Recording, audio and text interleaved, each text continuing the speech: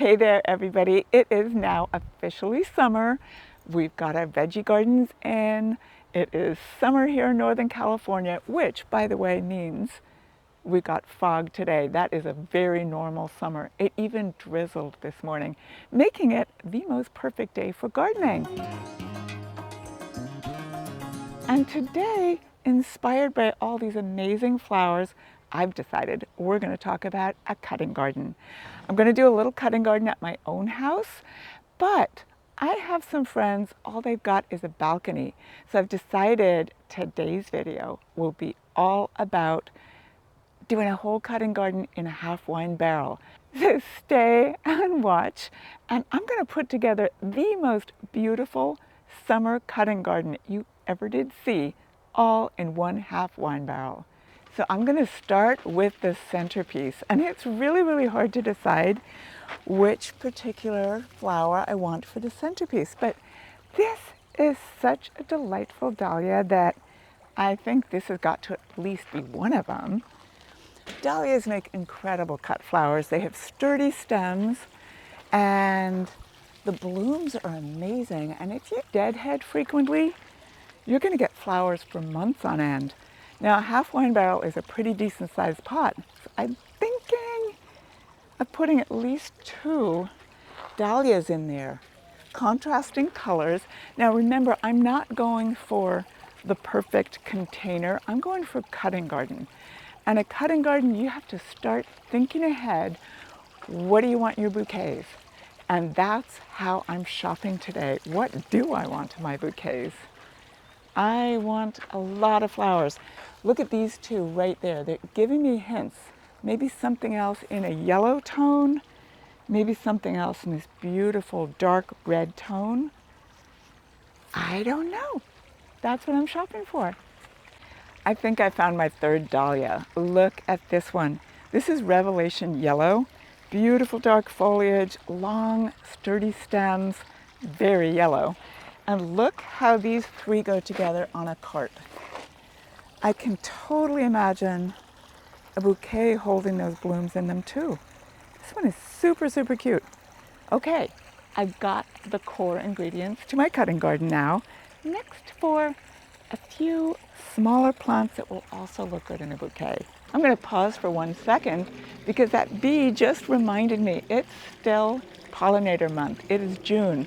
And some of the dahlias, there's a vast world of dahlias, but the open-faced dahlias, like what I've got on my cart right now, are bee favorites. Great big landing pad for the bee to land on. Open faces, pollen is super easy to get at. So why not make a container garden that is also a pollinator garden? Cut flowers and you're making the pollinators happy. I gotta admit, these petunias are not cut flowers, but I'm really tempted to also make that container look gorgeous. So I gotta add in at least one of these. No cutting garden would be complete without some cosmos. And I really love this variety. I think it's gonna go great with my dahlias. It's definitely got some peachy apricot tones and yellow also. This variety is called Zinnia. And as you can see, there's buds all over it already. So it's not going to take too long before it starts giving me gorgeous blooms. Oh, look at this one. Look at that.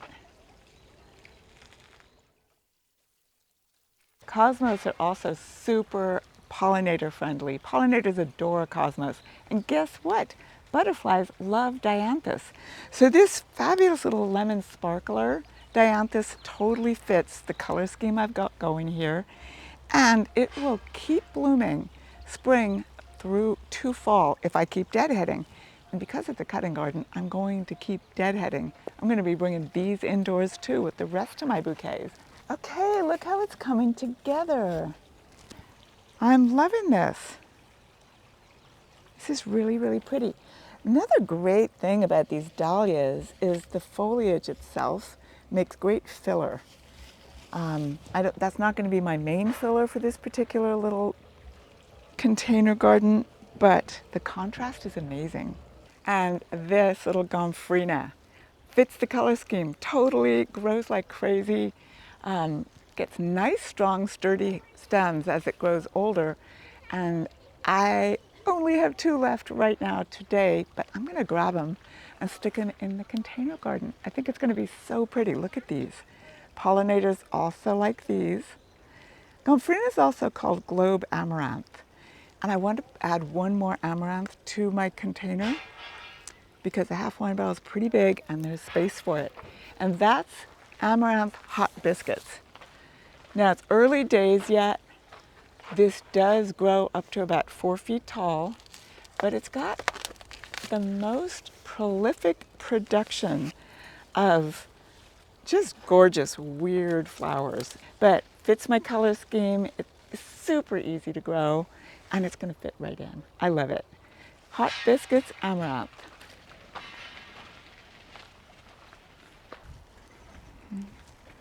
Ooh, that's pretty.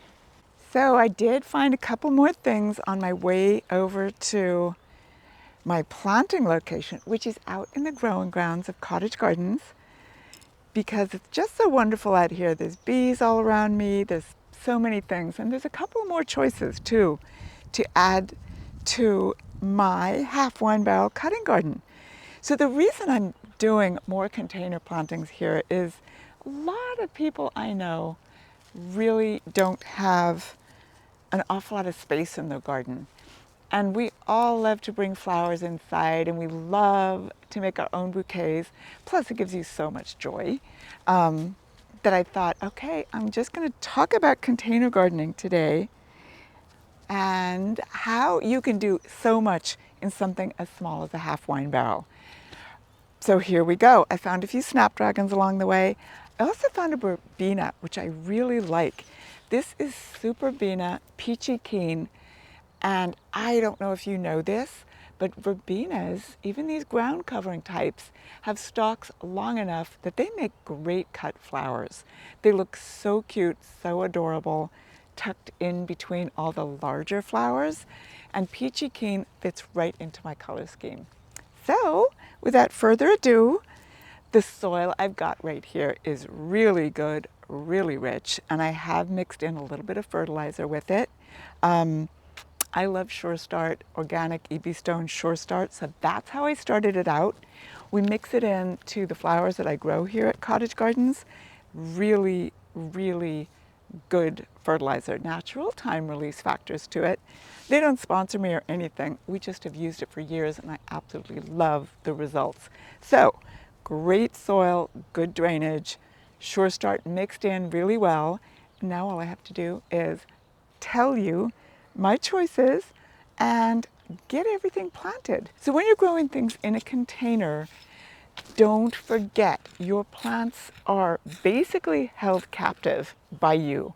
It's all up to you to make sure the soil is rich and has enough nutrients in it and that you water properly. So everything I'm growing here today, they're all full sun plants. They all like the same growing conditions. And that's really important. You don't want to stick a shade plant in amongst all your other plants in your container that really like the sun. It's going to struggle, it's going to look bad, it's just not going to be happy. So when you're starting your own container, make sure everybody has the same exposure needs, same water needs. You can fool around a tiny bit with the water needs if there's one in particular that wants a little bit more water, but the exposure needs, go for all full sun or all shade. Everything I've got here today likes full sun, which is a good thing because the balcony I'm making this for gets hot afternoon sun. And when we're talking about full sun, that's generally what we're talking about, afternoon sun. I know it might seem weird that this is the first one that I'm planting, but I just love the way it looks and I can tuck these little snapdragons in right beside it.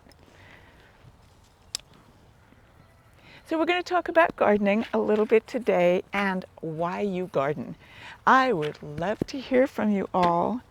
Why do you garden? What got you started? Why do you still do it? And why do we love bringing flowers indoors so much? Personally, I garden because it is in my blood. My father's family was a farming family in Ireland. My aunties grew vegetables. They grew flowers too.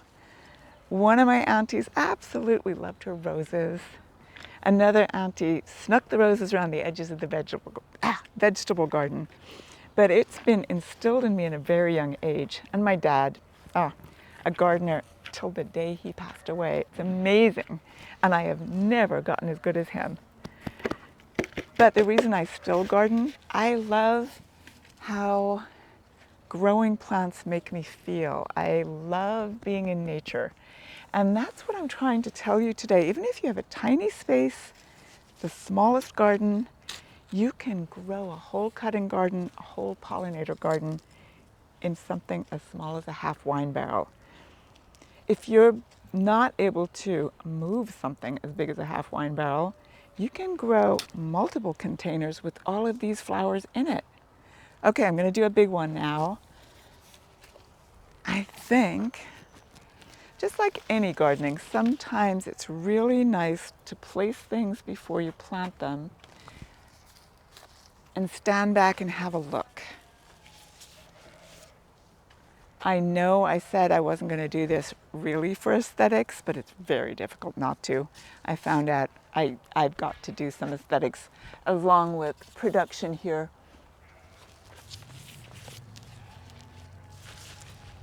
So what I'm going to do is go stand and stare at it. Oh my goodness, it's making me happy. These colors are making me happy. So yeah, I've picked well. The other reason I do garden, I make sure most of the plants in my own personal garden are pollinator friendly and that they'll also work for bringing indoors, because there is a lot of merit to bringing flowers into your house. It just makes you smile in the evening when you can't be outdoors. You bring in some fragrance and you bring in some beauty and nature into your house. The other great reason for growing your own flowers is so that you can give them to other people. All right, this beautiful little double dahlia in gorgeous soft peachy orange tones. This is Revelation Orange, Revelation Soft Orange to be exact, and it is so, so pretty. Now, dahlias do great in the ground. Of course, you don't have to be growing a cutting garden in a container. But if you got gophers, it's a really good idea to put a gopher cage in there. It's another reason a container garden of dahlias is a great idea. And dahlias do just great in a container. They really do. Look how many blooms I'm getting from these guys, and they're just in 1 gallon pots so far. Because my soil is so rich and full of nutrients, I feel pretty confident putting them so close together for this particular season. My plan for later on in the season, though, in the fall, I will take them out of this container and do a fall container garden for blooms going through fall and winter. Okay, this one right here, there we go. Oh man, this baby really wants to get in the ground. Always a good idea to break up the roots a little bit. I don't actually break the roots, but I do loosen them so that they will reach out and get into this beautiful, rich soil that I've got for them. Always make sure you plant your plant right at the level that it was at in its pot. Firm the soil around.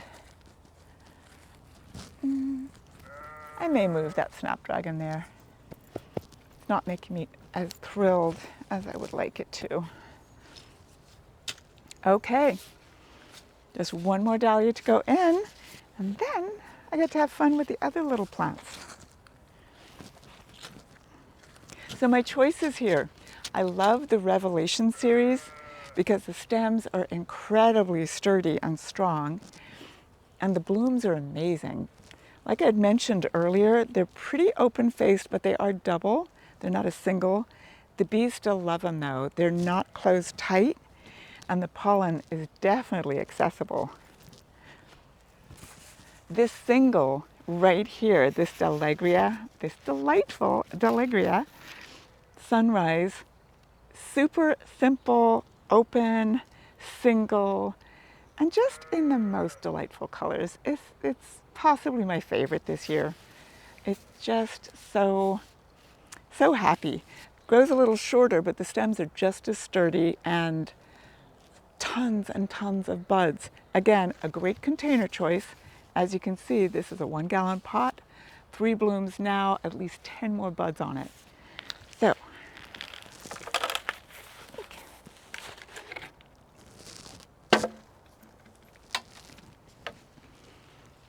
break up those roots, loosen the soil a little bit, and pop it right in.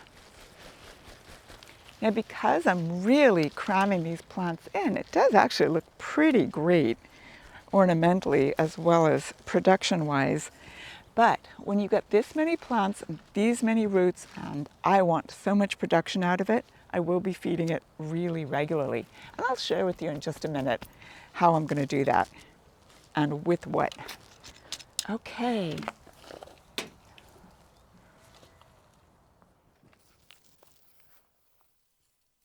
Now it's time to start popping in the cosmos. I think I'm going to rearrange that little guy over there.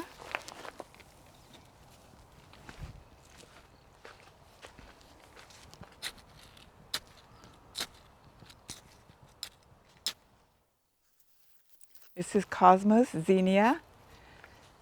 Peachy tones, yellow center, super pretty. It ends up getting about 3 to 4 feet tall, but that's mostly stalks and flowers, which is exactly what I want.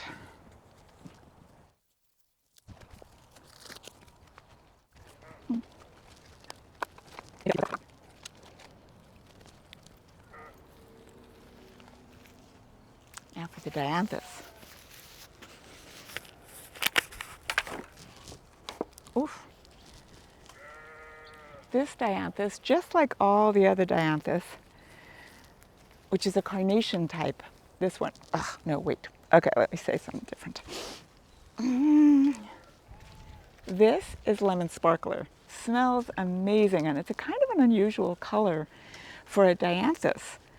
They're called pinks quite often because quite often they are pink. Here's one as an example that I thought about for a second, popping into my beautiful cutting garden. But this one goes so much better.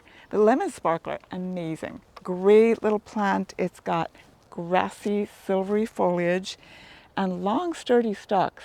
It's a carnation, smells amazing, goes beautifully with the rest of them. And the more often you cut the stalks, the more often they're going to bloom for you.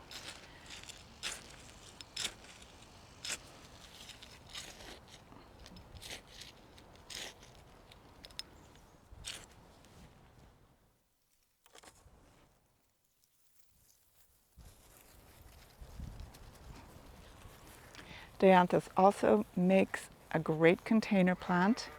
Looks fabulous in mixed combination plantings like this one. And butterflies love them.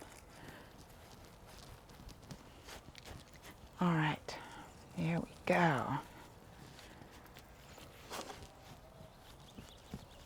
Firm that soil in really well. Make sure that roots get into contact with the soil. Oh, you know, I almost forgot marigolds.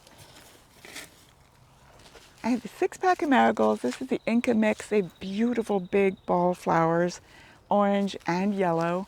I'm going to pop a couple of these in there too.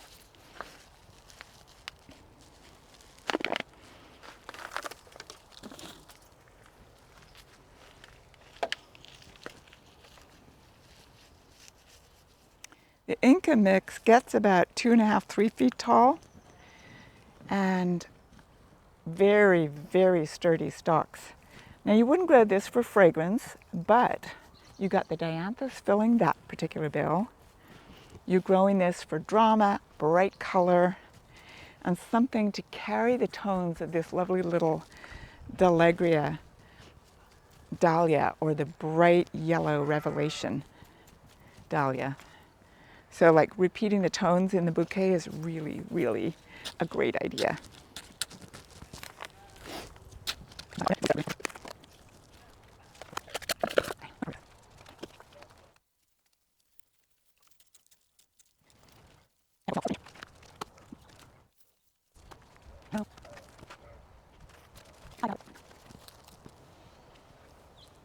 I can't help it. I'm loving how this looks, and I know petunias are not cut flowers, but this whole thing, the aesthetics are just getting to me. So I had got to put them in. They complement the verbena perfectly, the dahlias perfectly, the cosmos, the dianthus, everything. Totally love this. This one is Pechoa, and it's premium cinnamon, and the colors are incredible. So I chose these colors really because they're very, very summery. They're gonna last into fall, and so is this Pechoa. So forgive me, I just couldn't help myself. The aesthetics got to me. So this is now basically fabulous cutting garden, but it's also a pollinator garden, and it's also a super gorgeous summery sunny border, all in a half wine barrel. So this really tells you what you can do. Now again, I have jammed them in. It's totally instant container. Haven't even planted these guys yet, but they are going in. There is so much going on in a half wine barrel that you have no excuse. Doesn't matter how little space you have or that the rest of your garden is full up. If you have a little bit of sunny space left and room for a half wine barrel, you can have a whole other sunny border right in that half wine barrel. It's just making me smile. I love it. All right, let's get those babies in, and then I'm going to feed everything.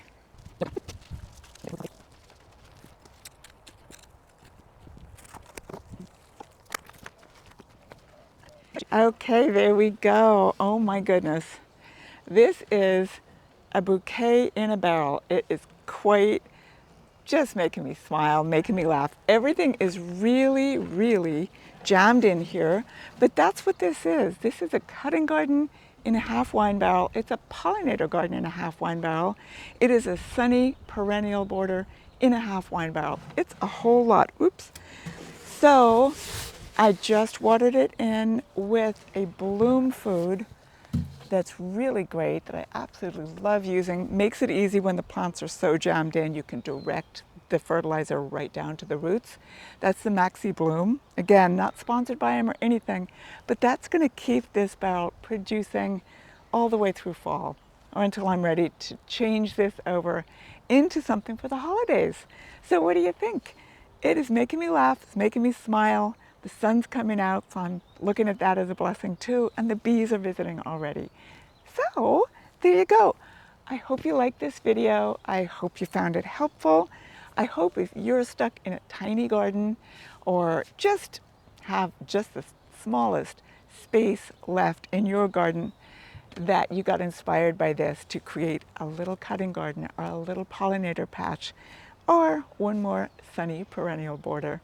So thanks so much for watching, everybody.